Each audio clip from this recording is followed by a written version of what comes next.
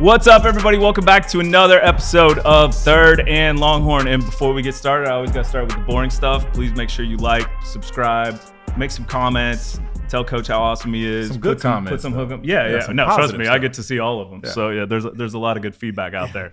But now that that's out of the way, folks, I am super excited about this. I know everybody here is very excited about this. I'm gonna read through this. This coach has a 487 and 196 career record, a 71% win percentage, 3-time Atlantic 10 regular season champ, 3-time Pac-12 Coach of the Year, Atlantic 10 Coach of the Year, USA Basketball National Coach of the Year. I mean, I could keep going. As a player, 3rd-team All-Big East and Big East Freshman of the Year. Ladies and gentlemen, the brand new Texas basketball coach, Sean Miller. Yeah. Thank you, fellas. Appreciate it. I'm excited to be here. Thank you. We're very excited to have you. So we always start the show off with the same question, and it's how did you get to Texas? Can you tell us a little bit about, just your life and journey here and how you got to Texas?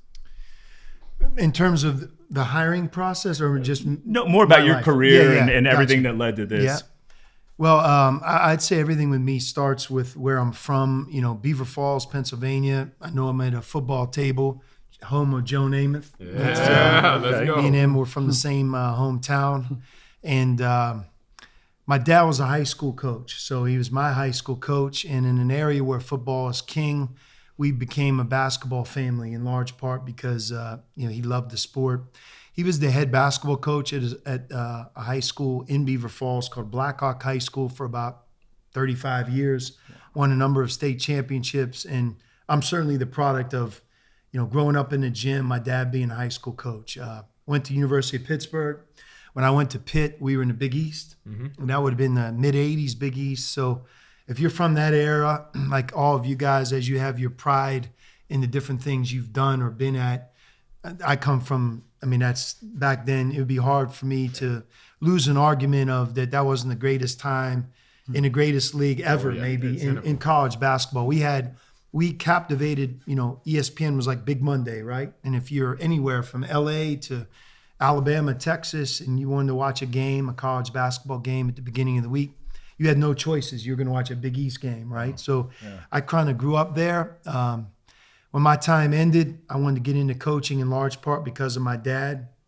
I had a small runway to play pro. I would have probably had to go overseas. Didn't want to do that. And I got right into it. And, from there, I was lucky enough to get my foot in the door. And when I became a head coach, my first job was at Xavier. Back then, Xavier was in the Atlantic 10. John Chaney would have been towards the end of his career at Temple. And if you remember, one time St. Joe's had Jameer Nelson and Delonte West. They were number one seed. At Xavier, we rose in the Atlantic 10. David West, James Posey, guys really gave a lot to our program. But for me to be there at Xavier, we had one thing, basketball. We had no football program, and we really put all eggs in one basket. It was a great learning experience for me. And then after success, we went to an Elite 8 and a Sweet 16. I went to Arizona. I would have been Arizona's 4th coach in 4 years. So I think that's important for you guys because in some ways, if you look at the recent past at Texas, where you went through a couple coaches in a 4 or 5 year window, 4 coaches in 4 years and replaced Lute Olson, right? So I went to there. Again, back then it was the Pac-10, became the Pac-12. My time ended there, and when it ended, wasn't sure how I was going to go about my next move. And believe it or not, I went back to Xavier. And the difference being this time we were in the Big East. So when you played us 2 of the last 3 NCAA tournaments. We don't bring this year up. Xavier wasn't in the A-10, it was in the Big East. And, a place where I played, I really, at that point, my future was tied to, kind of ending where I began. And that is to coach Xavier in the Big East Conference. And then obviously, fortunate to get this opportunity, and CDC, Chris Del Conte reached out, and obviously it was an opportunity that was certainly too good to say no to, and thrilled to be here. And that's kind of how it happened for me. I just went through several decades there of basketball, but nobody would be more excited to be at a new place, a place like Texas, more than I am right now. What got you like wifey, like what got you guys excited about the opportunity to say yes to CDC and take that job? Because you guys have never been to Austin, correct? Yeah, no, bizarre, no. Yeah. Oh, no, that man. sounds strange. Now, I have a unique history with Texas. You know, both at Xavier, at Arizona, we had a great game, which led us to a Sweet 16. I think that would have been 2011. That would have been like Tristan Thompson and that group, right? That was, Coach Barnes was the coach. Fozzy.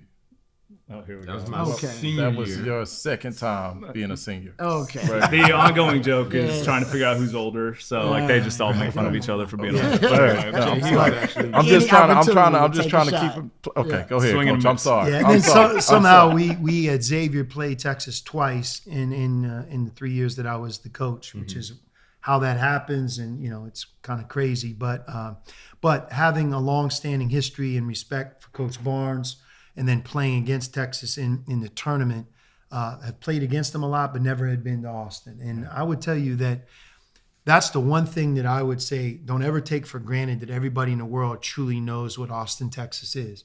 Everybody knows it's an amazing place. It's a great college town. I don't think very many people outside of the state really understand the scope. You know, 10th largest city in the country, fastest growing city over the last decade. You really feel it when you're here, but I think it surprises everybody.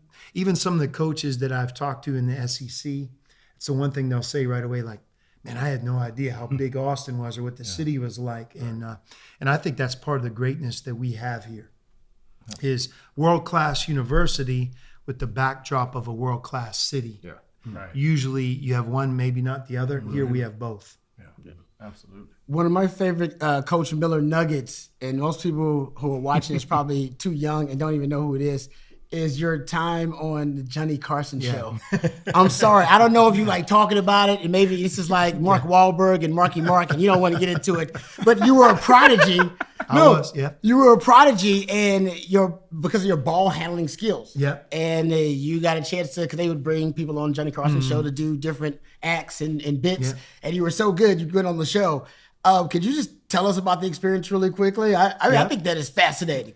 It's let me tell you, it stopped probably about a decade ago, but up until that point in my life, there was never a week that had gone by since I was on the Tonight Show that somebody in some way wouldn't say, "Hey, aren't you the kid who was on the Tonight Show?" I'm sorry. I'm sorry. For the younger kids I out shouldn't there, even brought like it up. that was the biggest show in the was the world. only It wasn't even show. close. Yeah. No doubt. There wasn't choices. If you're up that late, you watch one show. Yes, exactly. Yeah. So how it happened is, again, back to my dad, high school coach. Back then, if you think about growing up like in the 70s when you're a kid or the early 80s, the basket in a basketball gym didn't go down. It was 10 feet, right? You couldn't. These days you can dunk. Yeah. The second graders dunk, right? They have these retractable hoops. So if you were in the gym all the time, you couldn't really reach the basket. So you would dribble. You'd have the ball in your hands. And I really don't know how it happened, but one thing's for sure, I had a great teacher in my dad, but I spent a ton of time dribbling, playing basketball hours, and I fell in love with it. But I could dribble, like when I was 10 years old, I could juggle 3, dribble 4. I could really do anything. That's crazy. At 10? Yeah, it was wild. Yeah. That's like Globetrotter stuff. Yeah, spinning It's three like- balls. Yeah. Yeah. So Hold on. Do you still have the handles? Is the question. Oh. it left me about 5 years ago. I can give you a version of what I could do, but that's when you hit 50, you're like, damn, I really can't Trust me, bend I down know. that easily. I get it. Yeah. But I could do like summer basketball camp. If I was out there for a week or whatever, I could start to do it. But back in the day, yeah. So there's 2 parts of that story for me. Part one is I became this prodigy to some degree where people want me to do halftime shows and dribbling. And I was always the guy that was on the Tonight Show. So imagine if I'm competing against you guys and we're in college now. Oh man. Oh, I would have the biggest target that a guy could ever have. Oh, you're the dude, you're the soft guy that was on the Tonight Show. So I grew up with that target. Everybody trying to. And so Northeast I never too. wanted to dribble. I always wanted to play, and I could play. But trust me when I tell you, there was like a badge of courage or honor on my sleeve, because no matter what gym I showed up in, you were going to give me your best shot because I was always that kid, you know. So I learned how to deal with that, and that's part of my story. Yeah. My apologies, Coach. But you're good. I had to do it. I'm sorry. I had to do it. I do want to ask about your experiences too. You talked about, you know, growing up in the 80s, something that Jay Hills is familiar with as well. I grew up in the 80s. You go Big East. You have experience, obviously, in the A-10. You got experience in the Pac-10, Pac-12. Got experience at Wisconsin, correct? Yeah. And so you got Big Ten experience. You got experience in the ACC with NC State, correct? And now you get a chance to go into the SEC. So, like, you've literally covered all conferences at the Power 5, Power 4 level. What has been some of the similarities between all of these conferences? And what has been something very unique about your chance of having an opportunity to play in the Southeastern Conference? Yeah, so I'll start with this. That I think that right now, from a basketball perspective, I know you guys got the football covered, and I think that when you think SEC, obviously you think of like unbelievable college football, right? But man, 14 of the 16 teams made the tournament this past year. Yes. I mean, like that's historic. That may never be done again. The power of the coaches, the teams, what it's become and how it became that, it's the best of the best. So you have an opportunity to coach in it. I think it's like you either run from competition or to it. And I think that all of us are wired that way to have a chance to coach and build a program in this league. Obviously it's a tall task, but guess what? You're going to find out like if you could do it or not. I'll also tell you the second part of that question is, and I'll go to like Steve Sarkisian and just my several talks I've had with him since I've come here. All of his experiences have prepared him the most to be at his best at Texas. Not just the success stories, but the failure. Learning, as an assistant under Pete Carroll and being in the West and recruiting out there and just being a national champion, being a part of the national championship experience, what that's like every day, living it, being head coach at Washington, being at Alabama, being in the NFL. It's like you put all that together and then he shows up here. You could see where he has the know-how and he's been weathered so that he's at the best that he can be to lead this program to national championship success. My hope is that you guys will put me in that category for the same reason. Like I come here with 20 years of head coaching experience and you learn through failure, you learn through success, and you learn from, man, I came close but didn't do it. What are the things that we have to do to break through the door here at Texas? Because make no mistake, I know I'm in charge of building a national champion and building a national championship program in our sport. Why I know that? Every sport on the campus is winning a national championship or competing for it. So that's the culture that we have. So, I think that one of the things I'm most excited about is if I would have showed up here a decade ago, I think I would have had a lot of tools in my toolbox to win, to be the best leader of this program. But today, I'm glad that I was able to go through so many, and even the last 3 years in the Big East. Like Big East is no joke. You have Coach Pitino coming in at St. John's, and we coached against UConn. 2 of those 3 years, they won the national championship. They were in our conference. So you learn through experience, and I'm glad that I show up here at this point in life because I think that this is the best version of me. Absolutely. Well, Coach, talk to me about, I know that this is, your first time down in Austin, and you're going to be staying here for a real long time now, but coming down, taking over the program, in which the last time you done it, there was no NIL. There was no, the big portal jumps that we now see really common in college sports. How did that play a factor? And then even as I'm thinking about it, you coming in a program to get the players that you want to stay. How closely was that, I guess, compared to recruiting out of high school? Or like, what was that experience like to even get the talent to stay as well as having to jump back in the portal and recruit that talent that you want to go win that championship? No, so I think you bring up a really good point, and I'll speak for like all. I don't think it's just college basketball in particular. I think it's really important in football as well, right? When you think of NIL, a lot of people on the outside think of the players who aren't a part of your program, whether you're recruiting a great player from high school that can be a difference maker, or you get a player who's proven through the portal, and that's where NIL is a part of it, right? That's true. But to me, the most significant part of NIL is to retain your best talent, the players you already have. You know, you've heard this adage for a long period of time. The most important players in your program are those that you already have.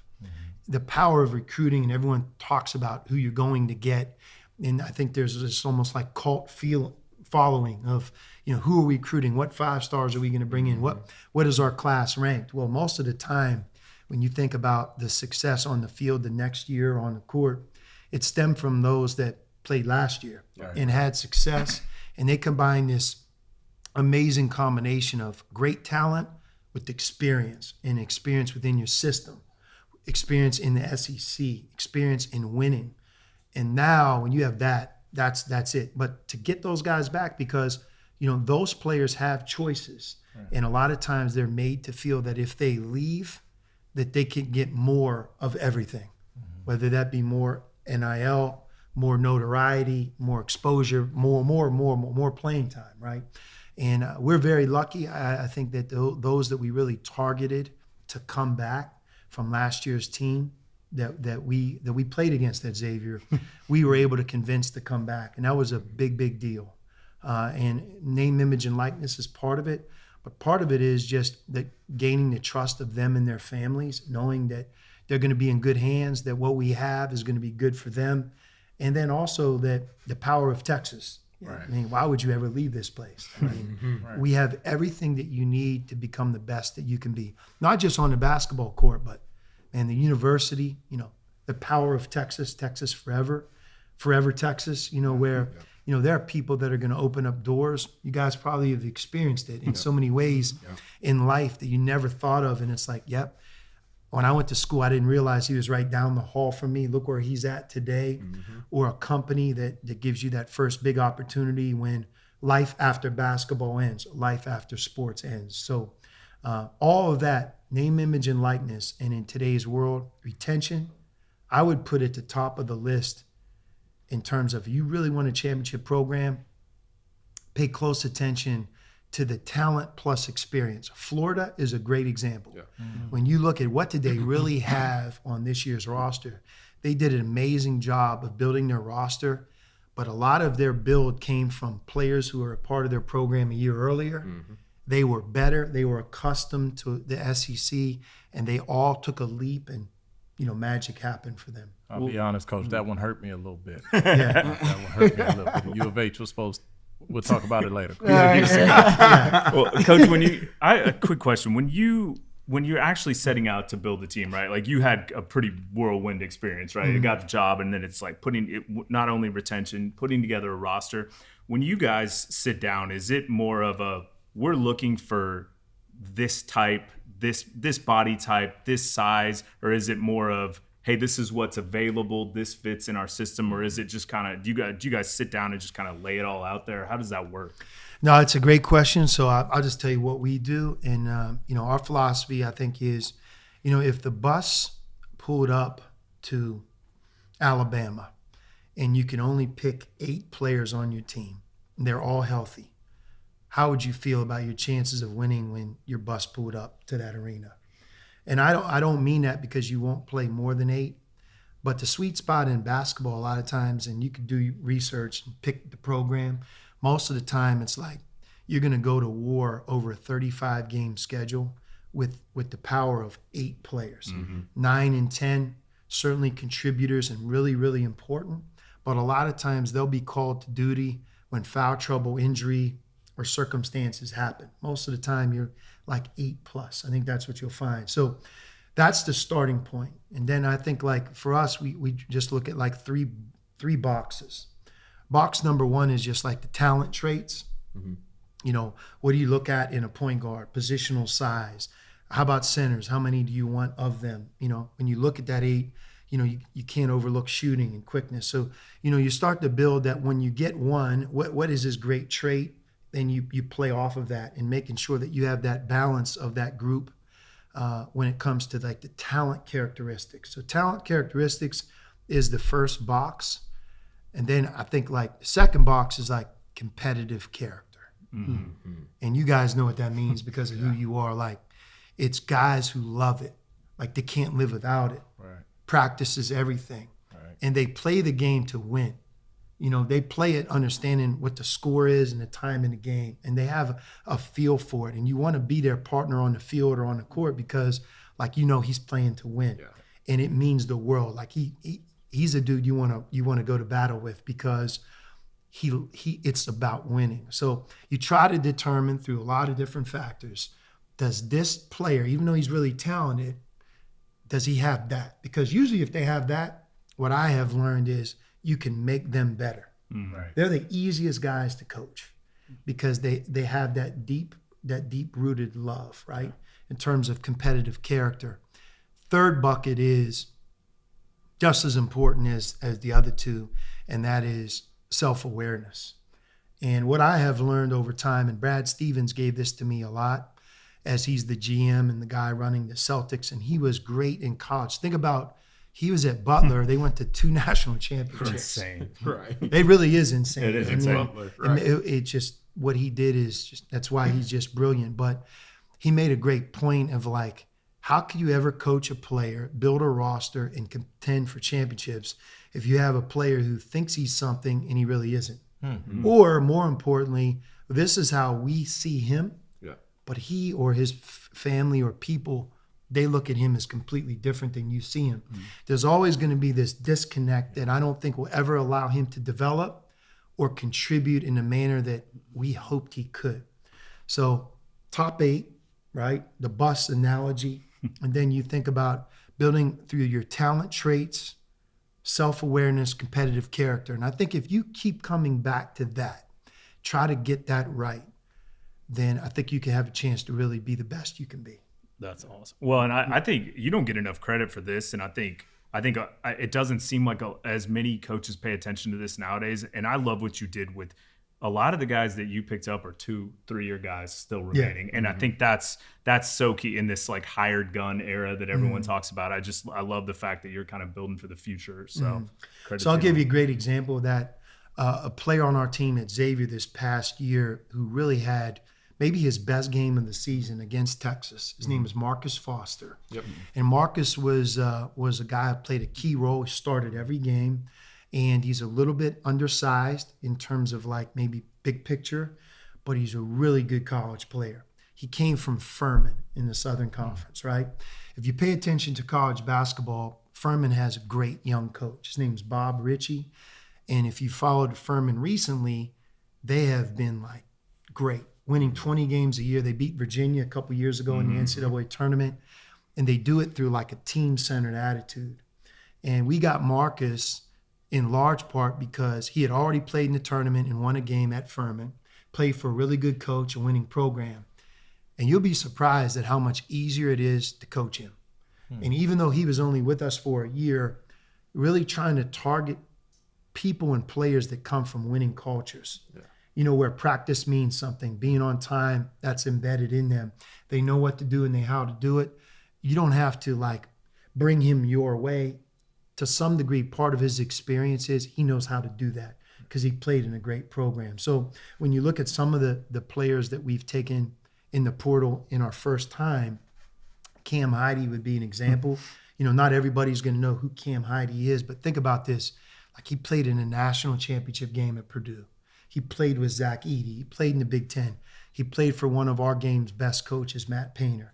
He's been in Purdue's program for 3 years. Like, I have great confidence that he knows what practice means. Yeah. And that, you know, my hope, not even my hope, I'll buy into it right now. Like, he's got great self-awareness. So, you know, some of the things that we just finished talking about, you try to recreate that and get them, whether it be through high school recruiting or transfers.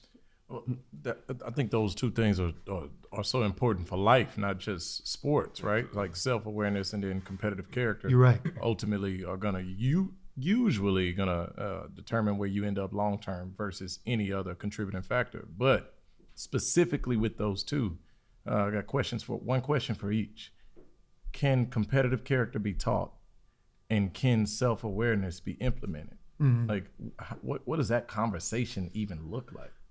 I mean, that's a conversation for a lot of people. I think like if you're, with the Spurs, for example, and, you have this iconic player and now you have the number 2 pick, trust me, they are going to the greatest lengths to figure out those 2 areas with their pick. Right. I'll guarantee you that nothing will trump talent. Certainly the talent traits, you got to be talented, but man, the importance of like competitive character and self-awareness for that role could be the difference of them getting back to winning an NBA championship, But I would say to a large extent, especially at the college level where we're at, they have to come with those traits. Who their family is, how they grew up. A lot of times, you guys know this, like the biggest mentors in your life came from a great coach that was a 9th grade coach, a teacher in your school, a high school coach. You're like, man, without that person giving me those lessons at 14, 16 years old, I never would have came into college with the self-awareness or competitive character. Right. My dad, I'll give you an example, like pickup games, it was shirt skins back in the day, winner stays on, and his rule would be you play to 7 points. Right. Sometimes guys would come in from the outside and be like, man, why are you playing a pickup game to 7? It ends quick. My dad would be like, exactly. Yeah. If you don't play hard, you're off. Mm-hmm. And what's the greatest fear in a pickup game? If it's competitive, well, when you lose, there's the next up. You may be over there for You may be over there for about 20 minutes. For a little bit. And that just ruins everything. You're no longer sweating. You almost want to go home. So like, and that's really like the chain. Like, how do you learn competitive character back then? You get in the best pickup games you can because it's winner stays on. And you take a bad shot and you're on an outdoor court and in shirt skins and that older guy looks at you funny. You won't do that again. So I think some of it is, we all learn. And like even in your guys, I would ask you the same question. If a pickup game is how you develop that in basketball, how do you develop that as a football player?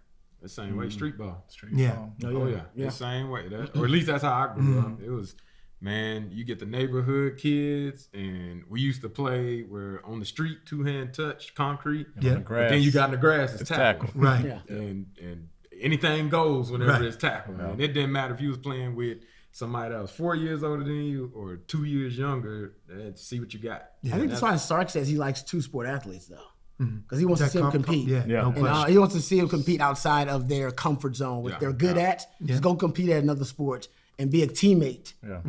And let me see you be an ultimate competitor. And he said it shows them a lot about that competitive character you're talking about.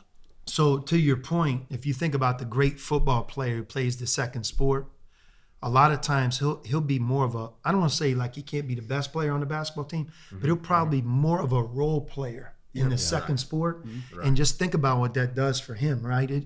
It almost prepares him for what you guys are talking about. Now you go to Texas, and guess what? Very few guys are going to step on the field and be like, I got it, SEC day one, I'm going to start, play every snap. No, you're going to have to earn it, and you're going to have a different role when you're younger. So, back to that, I think those are the things that you learn from that. But in today's world of adapting as a coach, we have a general manager, Chris Ogden. You guys know Augie, and we're blessed to have him because think about Augie. He's been a coach. He's been a player. He knows Texas. He knows Austin, Texas. He knows the state of Texas. Yeah. And he's in this other role now, and he can help us see through a lot of different things. Yeah. I love that. I mean, just for the listeners out there, I think the thing that stood out the most is you almost looking for them to show up with that. Yeah. Right. So you go back to the recruiting earlier, and it's like that's a part of the recruiting kind of formula. It's like recruit what you can't coach. Yeah. Is it there or is it not there? Yeah. And then I would imagine that it's a sliding scale depending on that talent. But that's the truth. Hey, Coach, let me ask you this because when you have to almost reinvent yourself when you go to different places, right? Because there are different resources available. There's a different identity with those different programs. Here at Texas, what is Coach Miller, Texas basketball, the brand of it going to look like now here with these resources? And now you being, like you said, kind of the evolved version of yourself now being with all the awareness of making the mistakes that you've made and achieving the things that you've done throughout your career. No, it's an awesome question. given it a lot of thought. I think with us, it's, concept to building our culture of like build the fire. And what I mean about it is, and I said it when I first came here, the analogy of the strongest steel is forged through the hottest fire. In our world of sports, it's like, man, competition brings out the best and talented people. Texas is that. Think about competition. Competition starts with, you walk into a classroom at this university, it's a world-class place. I mean, in education, people, I think the statistic, if I'm correct at this moment, is 90,000 applicants undergraduate each year, and they take about 9,000. If you just start with that and say, okay, you're going to enter a campus where, you're being taught by a professor and you're in a classroom with that type of competition, world-class competition, man, you better be ready to go. Like you better be showing up and giving your best effort, right? And again, in the SEC, if we're entering a place where 14 of 16 teams made the tournament, and you're the coach, you're the assistant coach, you're the player, everything we do from player development to the weight room to team practice, we have to build a highly competitive environment, and we have to hunt great competitors. Because I don't think this environment is in place for those that you have to pull your way to get them to give great effort or to teach what competition is, what hard work is. So you have to be talented, plus you have to have that competitive edge. And I think what we're in charge of as a new staff, me as the head coach, is creating that highly competitive environment in every facet of our program, so that the processes that we have in place when we show up at that jump ball, that it's ingrained. Like, we know what to do and how to do it. Doesn't mean we're going to win every game, but you shouldn't look out there and see a team that's like 1 foot in terms of how hard we play, how together we are, the effort we give, how we can sustain effort. So I think that's the first part, and that is always compete and build that fire on an everyday basis. And beneath it, it's you're always competing, because I think, like, without that, we can't grow and become what I think everybody wants us to become, including ourselves. What I'm hearing from a common theme is obviously competition is key to everything, especially in terms of success. And we had Coach Ogden on not too long ago, and he mentioned some of the changes that he's experienced at Texas, him playing in the Irwin Center, and then now getting the chance to play in the Moody Center, and the competitive advantage that the Moody Center can provide. I want to get your perspective on seeing the Moody Center for the first time, realizing what that potential can be, and how can that be utilized as a competitive advantage for you at home games. Yeah, so in college basketball, if you think of the iconic programs, and we can just name them off the top of our head, they're always synonymous with one thing: their home court. And I know it is in football, and I can't speak to football like you guys can. I'm a huge football fan. But the home court advantage in college basketball is a must-have. It's like a prerequisite for you truly being a great program. You have to have it. It can't be the crowd comes for the big games, because in a sense what they're saying is we show up to watch the other team. The best of the best, their home crowd, their student section, their following, the passion is for them. They what seed are we going to get in the tournament? Can we win the SEC? What will our home record be? They're coming to compete almost with the team. They're giving you, in essence, a competitive advantage. If you've played at Duke or you played at Fog Allen Fieldhouse, especially Kansas, I know we're more aware of that home court. It's a thing. It's a point value. It's at the 4-minute mark of the game, tied score.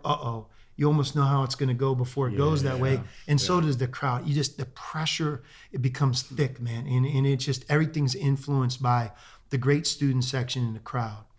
I think the capacity of Moody was a brilliant idea. To have it as 10,700, it allows for you to think about a sellout in capacity in every game that we play.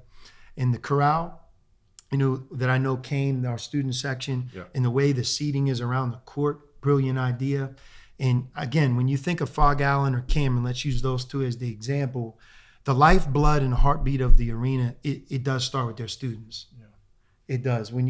The louder, the more passionate, the earlier they show up, what they mean, the rest of the crowd feeds off of them. So I think the Moody gives us a great opportunity to become one of those iconic basketball programs that has a home court that you basically need to become one. Yeah. And that is Moody. And the other part of Moody is, man, if you guys are 17 years old and I bring you in on a visit, I can look you in the face and say, I'm about ready to bring you in to the country's best.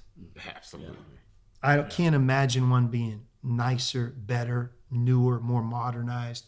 It's incredible. I mean, what the hallways feel like, what our locker room feels like, what the court feels like, the size of it. You know, the video boards, the white video boards that come up and that are in place during the game. It's just, it's an incredible place. So I had never been inside Moody. Yeah. I had heard about it. To your point about Austin, I heard a lot about Austin, but I wasn't here. Those two things are the biggest surprises for me. Yeah. That I underestimated what Austin is like, how powerful it is, how big it is, you know, how amazing it is. And then inside the Moody Center, I have no qualms to be able to say there's not one better than that place, especially when you consider it's on campus. Yeah. You know, there's a couple arenas I won't even name that they get a lot of credit, but they're like 8 miles from their campus. And look, there's a disconnect just because of that. You know, the fact that our students can walk there, you know, to your question, I think it's going to be an amazing competitive advantage moving forward. Yeah.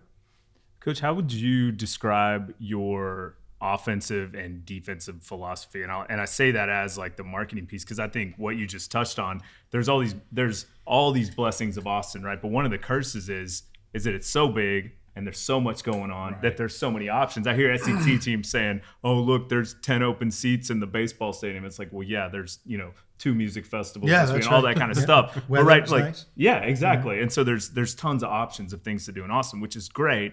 But like, how would you describe your offensive and kind of defensive style of play for everyone? And because obviously we want to get the word out. I know I already feel the energy is already up for next year, so I'm excited. Yeah, so it evolved. It grew like everything here over my time. But I would say a couple things. If I just talk offense, it should be very, very quick pace. And there's pace in 2 ways. One is just the north-south, how fast we get up and down. We run off the other team's made or missed field goals. I would say that our tempo in the Big East over the last 3 years, it would be either 1 or 2, right? And there's an 11-team league, several which really push the ball fast. This past year, it would have been us and St. John's. I think a year ago, it would have been like us and Creighton, maybe Marquette. But we want to push the ball as fast. And then in the half court, the other part of pace is just player and ball movement. I think what you find is when you play through concepts, and that's what we do, the ball, it touches everybody. The ball moves, players move. So it's this kind of combination of where the ball it's up and down, and then it moves. It changes side to side. So I would hope that that's what you guys would see. Pace and movement. Defensively, I'm pretty much all man-to-man. Love it. We believe in it. I think there's great accountability with that. And then, to me, there's a physical toughness and a togetherness that have to accompany it where, just because you play with pace and play fast doesn't mean we're in the trade the baskets category. The game may go that way for a period of time, but that won't work over the long haul. And we want to be a team that's hard to score against and look to get where we want to get to. No different than, I'm sure, UT football with Sark's offense, quick strike. But look, if it's easy to score on. I mean, it's tough to say you're a national champion, right? You got to be good on both. Right. And I think in basketball, it's really the same. Like there are games, no matter how much you want to score or play with pace, it's not in the cards tonight. Can you still win? So how you're going to win on that particular night is, your team's got to be wired to be two-way. You have to be able to play both offense and defense. So, will we change up and go to a zone or a press as a curveball or change up? Yeah, but that's how I would see it. And, hopefully, you see a toughness on defense and a pressure on defense. And I think, especially at Texas, we can really build a team that can do both. Coach, you've already, I don't know if this is a coincidence or not, but when Sark came in, he talked about Texas needed bigger humans. That was one of his big things, big humans on the offensive line, right? You've already brought in 2 7-footers. Warwick Titus and what's the latest young man? Lewis. Just call him Lewis. I'll go Lewis. I don't want disrespect. Modest and Lewis. Yes, exactly. I don't want to disrespect. I was going to struggle. Thank you, Coach. You saw me right there. But is that an emphasis? Big humans with your style, your scheme? Because it might be the tallest kind of team we've seen in a while here in Texas. So one thing, I went to the Pacers Cavs game, playoffs, and there's Jared Allen and there's Miles Turner and there's guys, Texas guys on both sides. It's fun to see that, But one of the things in basketball is like there's 2 ways to get size. One is what you said. You get at the 5 spot, guys that can protect the rim, that can play above the rim, that are 7 feet tall, that have long arms. And, you look, man, that's synonymous with a lot of good when you can get the right one of those guys. But the other way of getting it is just like, how tall is your point guard? And I bring that up because when you're at an NBA game, I'm sure the NFL will be the same. Yep. You watch it on TV and you love watching on TV, but until you're there in person, you have no idea, wow, I didn't realize he was that big. Yeah. Every fan says it, and it's the point guard's tall. The wing player's tall. It's like it's positional size too. So we want to be able to get that, the positional size where you look and just say, man, their point guard, their wings, like they got those guys across the board that are long and tall. Yeah. And then you mix in that 7-footer. Yeah, and no doubt at that 5 spot, we really want great size because, I think a couple of reasons. They can develop, in Lewis, for example, he's a developmental guy. You're not going to see him contribute right away. It's going to take him some time.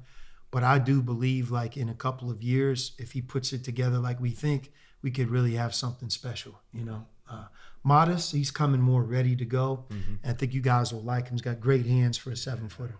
Yeah. Nice. Yeah. I do want to ask you one thing too. Since we're on the topic of ball, we never really got to hit in more detail about even your playing career back whenever you were at Pitt. But you shot lights out. From a historical standpoint, you still in the record books for percentage, free throws, 3-point. I say all of that to say, whenever you go to the court now, you said you don't dribble the same way like you did maybe 5 years ago when it left you. But is that shot still there? And can you still outshoot a lot of the players on the team right now? My best bet is to go to the free throw line because, as you guys know, you don't have to jump. Right. And I think one thing you learn is you hit that 50-year mark. I know there's always exception, but I'll be willing to bet LeBron can't even jump at 50. Yeah. That's the first. That's the thing that goes. Jay knows about that. So as you shoot, you feel the difference there a little bit. The free throw line, I'll put myself up against anybody to this day. Oh, let's go. I have a lot of confidence in that. But other than that, Fozzy's challenge. I'm trying to focus on Versa climber and walk. That's my bigger picture. Now you're talking my language. Oh, here we go. Now you're talking my language, Coach. That's a good. Let's call that a gentleman's workout. Right. Coach, you might be able to brag that you were the best when you played the current sport that you're coaching on campus of all the Texas coaches. You may be able to. I have to do some research. Yeah, that's what I'm saying. It might be a little research, but that's a good one. I think you might be able to, until you obviously start winning championships. Of course, Coach, they told me beforehand, and I did my own digging, and I realized you're a real Steelers fan, like a diehard, diehard. Give me my dog who's passed away was named Lambert. Oh, okay. Wow. All right. There's no game. There's no game. The great Jack Lambert. I respect. What were your top 3 Steelers moments as a lifelong fan? That's a great question. So I feel like invigorated by the question for 2 reasons. When I was in Cincinnati for 3 years, I wouldn't hide from it, but I had to show respect. In enemy territory. Joe Burrow, they would come in every year, and so I just had to be careful in my answer. So I would cushion it with, but I love the Bengals too. Yeah. Now you can really say how you feel. I do think Joe Burrow's amazing. Yeah, that dude he's like a video game. He's a gamer. Yeah. When you're in the city, you watch him live. Again, it's one thing to watch him on TV, but like man, just watching his decision making, just crazy how good he is. You know? Let me tell you, Coach, here in Austin, we're not the biggest fan of that. That LSU came Texas here game. once. He's talking about He was on that day. We got a chance to play the video game, and it wasn't very fun. Justin and Jamar and all that. I mean, Had the sliders. their roster was about. You talk about build a roster. There you go, build that one. Yeah, That's one. That helps. That's the one that wins. Video games. But to answer your question about Steelers, so, iconic moments for me is Lynn Swann, his catch in the Super Bowl against the Cowboys. Yeah. Okay. You know which one? Yeah. Jeremy was there. I know exactly which one you're talking about. I seen it on NFL films. Yes. At Fozzy House, he was watching tape. You were This coaching. is what we did, and we went through the whole thing for me. Yeah. So, Lynn Swann I feel like he was almost before his time. Thinking about he played basically on concrete, his AstroTurf, right. and the shots he would take, the hits, but like he was like so fluid and smooth. 88. So you imitated him. Yeah. Franco Harris, immaculate reception. I'm going way back. Yeah, but you go that back. was the That was beginning. good. That was the beginning. That was the beginning of like the greatness of the Steelers when you think about that, right? Like when I think of it, I always think about like, you're in grade school. You haven't seen the sun in like 6 months. I mean, all you got is the Steelers, man. And, so Franco, immaculate reception, and I was a big Franco fan, and then the last one. I mean, man, there's a lot of different ones to pick from, but I would say when Jack Lambert picked up Cliff Harris. I remember. I seen Plow it. drove him into the ground in Super Coach Bowl. can't do that no more. Yeah, they call that. Can't do that. Right. But he had every right to do it. Though. And you're going to get fined heavily. But just like that epitomized, like, man, that's Jack Lambert. He's the best. Yeah. But those are like I'm going way, way back. I could keep going on. The Bus, Ben Roethlisberger, Troy Polamalu. Oh, man. There's so many great Steelers. But yeah, I mean, in that city, man, there's a connection to a pro franchise that might be unlike any other, because it's like there is no NBA to compete with it, and the Pirates haven't been good in a long, long time. But yeah, the Steelers, man, it's like people are in a bad mood on Monday if they lose, Have you talked to Pittsburgh sports with Chris Plonsky yet? Because we just had her on. From She was talking about growing up, going to the Pirates, etc. Yeah, no. If you guys ever go in Pittsburgh, there's a place that it's a lunch spot. You talk about the great food scene here. It's called in Austin, but this one's in Pittsburgh. It's a sandwich shop called Primanti Brothers. Primanti Brothers. Write that one down. And they put French fries and coleslaw on every sandwich order. Done. And it's one of those. on It's the not for sandwich? everybody. It's not for everybody, but they try cut it. it with this big steak knife. Yeah. They go like that, and you're like, it's like this big. Yeah. Oh man, And That's for me. yeah, when you go there, you have to try out Primanti Brothers. Okay. And I think that kind of brings Pittsburgh to life. Oh, you got the recommendation. I got another question, Coach. It's one that just popped in my mind right now. Well, two of them actually. I'm just thinking. He's off script. He's off script. You're always off script. I'm just thinking. You were talking about you went to an NBA game earlier. I know you're a huge basketball fan. Gotta be. So like, who do you got taking it in the finals? And additionally, who's your favorite young player still playing, and why is it Anthony Edwards? Yeah, well, man, I tell you what. One thing is there's some new blood in this. Right. I think it'd be great for the NBA that emerging young superstars having the opportunity to take that next step in their own career. So I'm diverted. We have a couple Texas guys that are playing, but a player that I recruited and coached at Arizona, TJ McConnell, plays for the Indiana Pacers. Yeah. Okay. I have to roll with him. He's fair. like my blood, Respect. And he's an undrafted player. He's just finishing his 10th year as an NBA player. Wow. Incredible. So he's locked and loaded for year 11 and beyond. 6-foot point guard. He's actually from Pittsburgh. Wow. Got him that's family. transferring, and didn't lose a home game in 2 years. Went to back-to-back Elite Eights, and Yeah, so I mean, when I say I cheer for all guys, but in his case, like my former players always say to me, "Coach, you love TJ more than us." And I'm not saying it's true, but he is kind of his story is too good not to lean what do you hard say? towards. From Pittsburgh, And from the undrafted, crib, 10 years in, haven't lost a home game in 2. What is this, Rocky? This is So it's like that. So that would be the answer of I want the Pacers to win it all. And then the second part of that question is Coach Jalen Brunson as part of Team USA. Again, he's an amazing kid and player, a lot like TJ from this perspective. Like we were in the tryouts to pick the team. It was an amazing, talented team, under 18.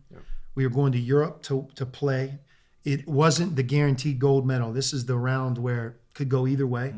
So we were trying to get the best team, obviously. Jason Tatum would have been on the team and a couple other guys. And we had conversations about Jalen Brunson of like, should we take him on the trip? Like, should we take 3 point guards, 2 point guards?